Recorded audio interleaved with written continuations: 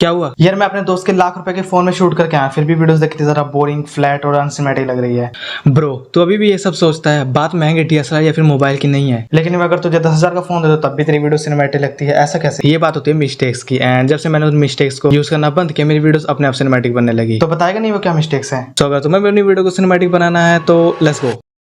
Hi, if I talk honestly तो मुझे ऐसा लगता था कि बस कैमरा उठा लो और फुटेज अपने आप सिनेमैटिक बन जाएगी। लेकिन जब मैंने अपने शॉर्ट्स बनाकर उन्हें देखा ना, literally I am shocked. Shorts बिल्कुल अनसिनेमैटिक, कोई उनमें फील नहीं थी, बिल्कुल फ्लैट शॉर्ट्स थे, बोरिंग शॉर्ट्स थे, एंड लिटरली कोई कह ही नहीं सकता था कि वो कैमरे के फुटेजेस थे। देन आई रियलाइज की प्रॉब्लम कैमरा या फिर मोबाइल में नहीं थी, प्रॉब्लम थी मेरी शूटिंग में। एंड सबसे बड़ी मिस्टेक जो मैं करता था शूटिंग के टाइम वो ये थी, यूजिंग सेम लट। अब इस पॉइंट को सुनने के बाद तुम्हें लगा कि ये कैसा पॉइंट है, बट सुनो, अगर मैं अपनी बात तुम्हें बताऊं तो जब भी मैं कोई वीडियो या फिर बी रोल को शूट करता था और फिर एडिटिंग के लिए कलर ग्रेडिंग ऑप्शन में जाता था, सो विदाउट थिंकिंग मैं सीधा जाता हूँ लट्स में और फिल्टर से, मतलब जो मैंने एक बार कलर ग्रेडिंग करके खुद के क्रिएट किए होते कस्टम प्रीसेट, उस पे गया और बस एक बार क्लिक किया and colour grading done. This is my routine for colour grading. दूसरी बार वीडियो शूट की, सीधा गया कलर ग्रेडिंग में, लट्स पे गया, बस क्लिक किया, वीडियो डन। एंड इसी तरीके से मैं अपनी मैक्सिमम वीडियोस एडिट करता रहा। और इस चीज को मैं भूल ही गया था कि क्रिएटर वो नहीं आता जो एक ही चीज को बार बार दिखाए। क्रिएटर वो होता है जो कुछ नए एक्सपेरिमेंट करे या फिर कुछ नई चीजें ट्राई करे और तब जाकर एक ऐसी चीज डिस्कवर्ड होती है जो ऑडियंस को काफी ज्यादा अच्छी लगती है। एंड मैं उसी चीज को मिस कर रहा था। तो अगर तुमने भी कोई प्रीसेट या फिर लट को ऐसे बना रखा है जिसका तुम हर टाइम यूज करते हो तो अभी से इसको बंद कर दो। अभी इसका यूज तुम तब कर सकते हो जब तुम बहुत ज्यादा इंपॉर्टेंट वर्क कर रहे हो और तुम्हें उस काम को जल्दी खत्म करना है या फिर तुम्हें डिलीवर करना है उसको 2 दिन में या फिर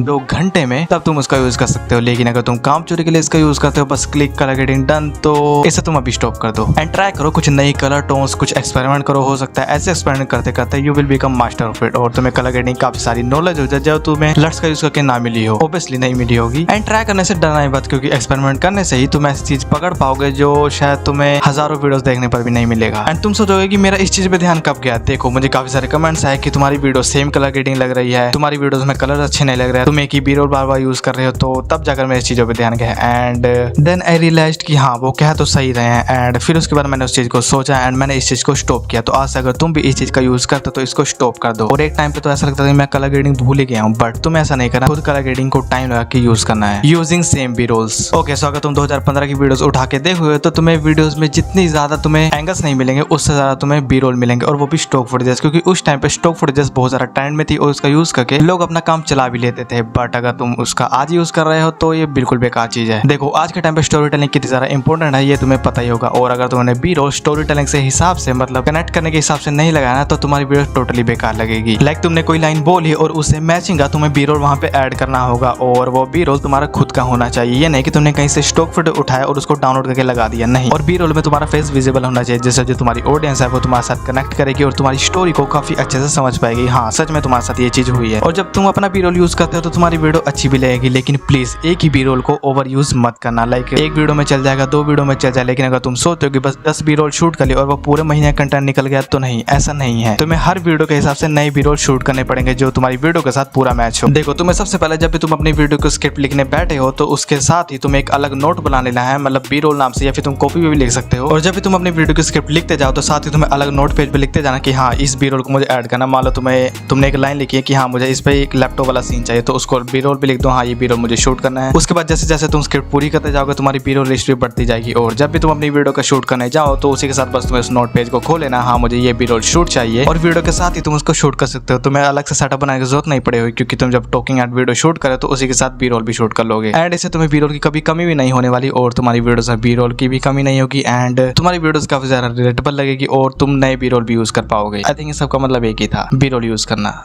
just change the direction of light, now it's a game changing move. Lighting हमारी वीडियोस में कितनी ज्यादा इंपॉर्टेंट होती है ये मुझे बताने की जरूरत नहीं है। एंड कई लोग बोलते हैं हाईफन की लाइट का यूज करो, डिजिटेक की लाइट का यूज करो, तुम्हारी वीडियो सिनेमैटिक लगेगी, but it's not a gear game, it's a technique guys, let me show you. देखो, अगर तुम भी अपनी वीडियो को शूट करते हो अपने लाइट को बिल्कुल स्ट्रेट रखते हो तो तुम्हारा फ्रेम बिल्कुल बोरिंग लगने वाला है। तुम देख सकते हो काफी ज्यादा फ्लैट है, कोई भी शेडोज नहीं है और कोई भी सिनेमैटिक पनिशमेंट नहीं आ रहा। बट वहीं अगर तुम लाइट को थोड़ा सा स्लाइटली चेंज कर दो ना, now look the frame, frame तुम्हारा काफी सारा सिनेमैटिक लगेगा, यहाँ पे शेडोज भी आ चुके हैं एंड शॉट काफी सारा ड्रामेटिक लग रहा है। तो जब भी तुम अपनी वीडियो को शूट करो तो बस लाइट को ना थोड़ा साइड कर दो and your shot will look cinematic. और किसी भी शॉट को सिनेमैटिक बनाने का सबसे बड़ा राज यही है, शेडोज। जब भी तुम अपने शॉट में बस शेडोज को ऐड कर दोगे ना, तुम्हारा शॉट ऑटोमेटिकली सिनेमैटिक बन जाएगा और तुम्हें किसी भी महंगे DSLR फिर मोबाइल की जरूरत नहीं है। और तुम जितनी मूवीज देख लो उसमें तुम्हें हर फ्रेम ऐसा मिलेगा एक साइड पे शेडोज जरूर होगी। जैसे तुम अभी यहाँ देख सकते हो काफी ज्यादा शेडोज है तो काफी ज्यादा अच्छी लग रही है। So this is the reason why your videos not look cinematic. And हो सके तो इन चीजों को अपने नेक्स्ट शूट में अप्लाई करके देखना, तुम्हें काफी अच्छा रिजल्ट मिलेगा। एंड अगर मैं कंटेंट के बारे में बात करूँ तो मेरी पिछली वीडियो देखोगे तो मैं उस पर काफी ज्यादा